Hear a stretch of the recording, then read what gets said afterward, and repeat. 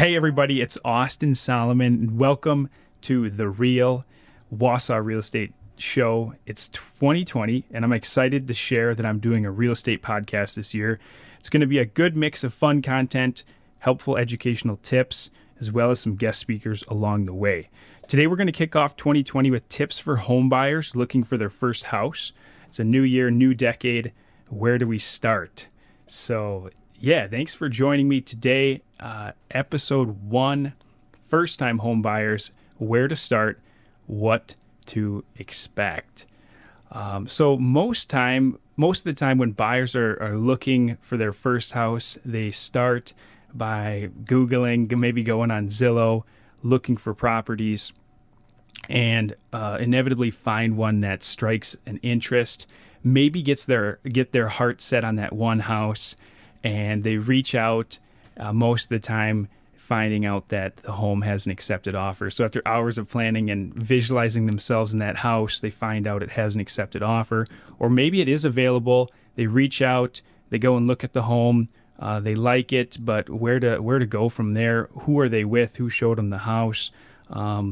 So if you start that way, a lot of times it can be disappointing, and it doesn't always leave you with the best feeling. So today we're talking about what's the best way to go about the home buying process as a first-time home buyer and how to avoid the pitfalls. So step number 1 is getting pre-approved.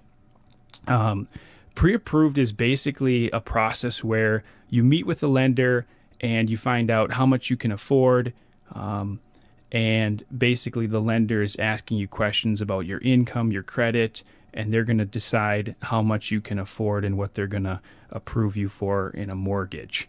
And really what's most important in this process is not only getting pre-approved, but also for you to gain financing confidence is what I'd call it. So if you can go into this process and talk to a lender and figure out, what can I afford? What am I comfortable spending per month? What all goes into a monthly payment? How much money do I need to put as a down payment? How much money do I need for closing costs? What are closing costs? Also, in general, will the bank, am I in a situation with my credit and my income, will the bank give me a loan? So just that general question as well. And if at that time you're not pre-approved, like maybe your credit's not in a good spot, or the income isn't sufficient, what can you do and how can you work towards getting that pre-approval? So all of these things are super important to know, and the more confidence you have in these numbers, the easier it's going to be to make a decision and find the right home. So if you do this first, you can kind of plan, feel comfortable with the numbers. It's way easier to go and look for a house.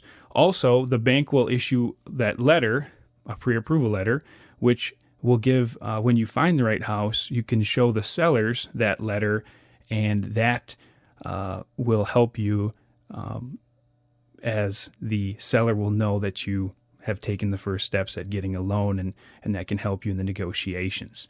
So, okay, step 1 complete. Step 2 is to meet up with an agent. Hopefully it's me or someone from our team. And really this is the process of getting comfortable with the people that are going to be taking you throughout the transaction. So you want to feel comfortable with the agent. You want to trust them and be able to work with them throughout the process. So you want to feel good about who you're working with.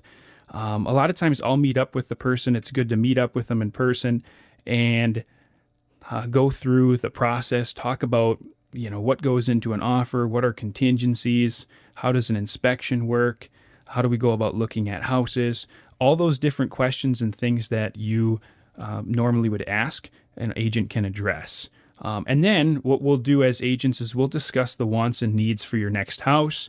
A good agent will ask a lot of questions and help you prioritize what is most important to you and what makes sense for you to purchase, or what makes sense for you to buy inside of your budget. And then you can discuss representation, any agreements, or how you want the agent to represent you throughout the process and what makes the most sense for you there.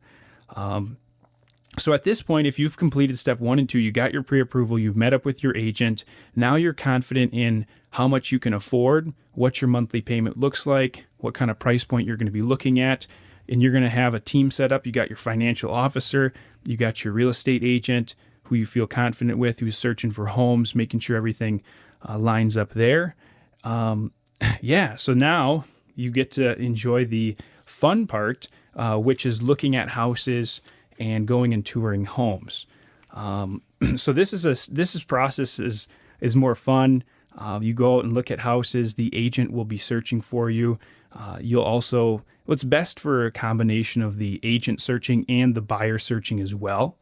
There's a lot of great websites out there for you to look at homes. When you find houses that you want to see, or the agent makes some suggestions and they look like good fits, the agents will go ahead and set those up for you. You can tour the houses, and if it's the right fit, you can rock and roll, submit an offer. So you can see that if you started with step number 3 and you just went out and started looking at houses right away without addressing steps number 1 and 2, you're kind of a little bit more lost in the process, and you might be looking at price houses that don't make sense for the budget.